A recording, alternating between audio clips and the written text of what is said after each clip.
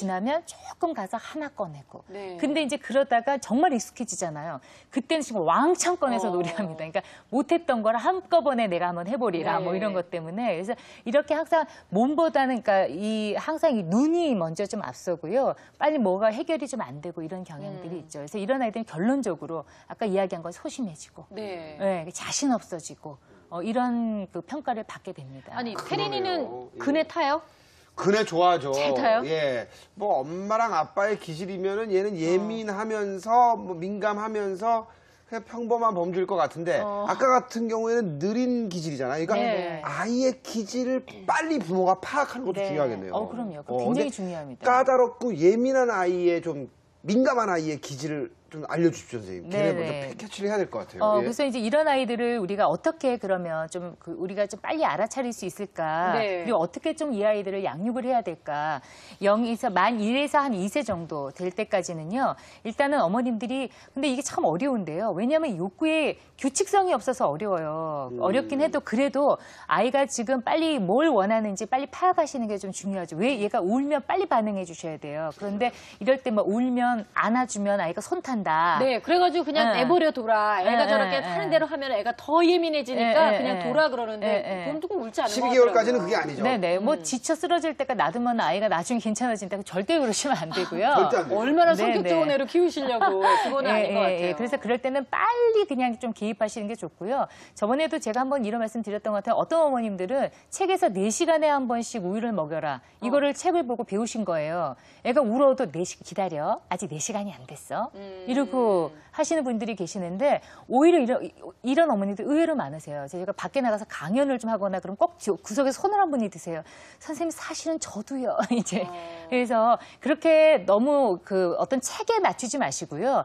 아이가 지금 뭘 원하는지 아이의 기질에 빨리 맞추시는 것이 좀 필요하다는 네, 거. 오히려 성격이 더 안 좋아질 수도 있을 것 좀 같아요. 문제가 생길 수 예. 있습니다. 그다음에 두 번째로는요. 아이가 느끼는 불안이 얼마나 큰지를 잘 이해하셔야 돼요. 그러니까 이런 경우는 아이들이요. 조그만 아이들이 외부 환경에 막 압도되는 거기 때문에 우리가 느끼는 어른으로서 느끼는 자극보다는 훨씬 더 불안에 노출될 수가 있습니다. 그렇기 때문에 아이들이 정말 얘네들은 불안해서 지금 꼼짝을 못하는 거다. 근데 그걸 정말 지겨워.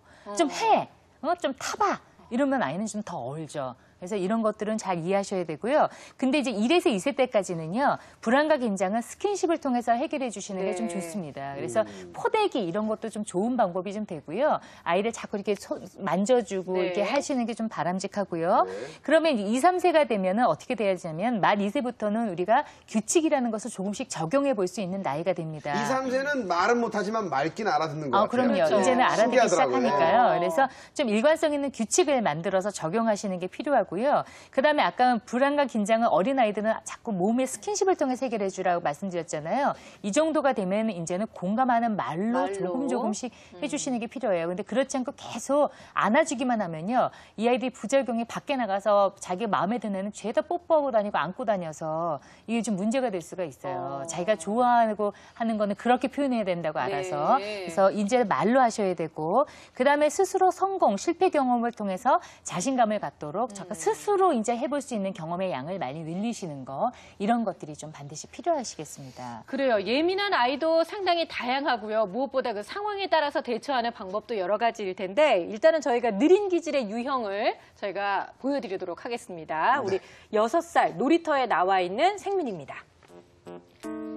생민아, 가서 놀아. 친구들 되게 많은데 빨리 가봐. 저기 가봐. 나는 그냥 보는 게 더 좋아요. 야, 너 볼륨에 놀이터에 왜 나왔어? 그럼 베란다에서 그냥 이렇게 쳐다만 보고 있지. 기껏 엄마한테 이렇게 더 죽겠는데 데려나와가지고. 엄마 이게 눈에 김이 끼잖아. 빨리 가서 놀아. 저기 미끄럼틀 같이 타고 해봐. 싫어요. 저긴 애들이 너무 많아요. 안 갈래요. 아유, 답답해 진짜. 야, 그냥 올라와. 그냥 집에 가가지고 쳐다만 보고 있어.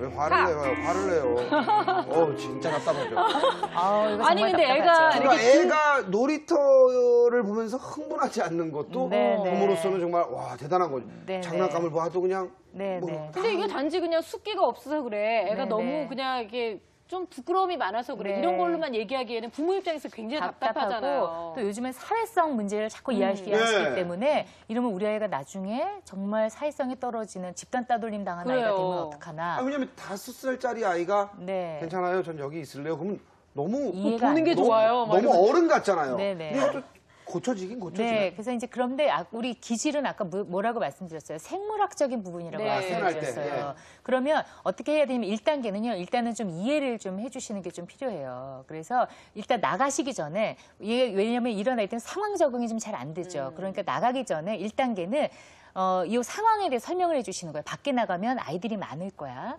아니면 밖에 나가면 네가 그네나 뭐 시소나 이런 걸 탈 텐데 네가 이제 이런 걸 좀 탈 수 있게 될 거야. 미리 한번 이렇게 아이한테 일어나는 상황에 대한 예측을 네. 할 수 있도록 미리 한번 점을 딱 하나 찍어주시는 거예요.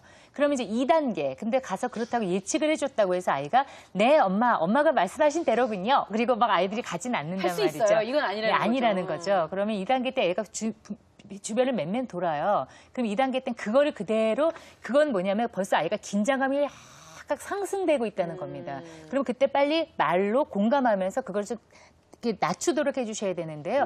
그래 네가 처음에 볼 때는 빨리 못 가게 되지. 네. 그러니까 조금만 기다리면 아마 이제 움직이게 될 거야. 좀 같이 기다려보자. 얘가 여태까지 패턴이 금방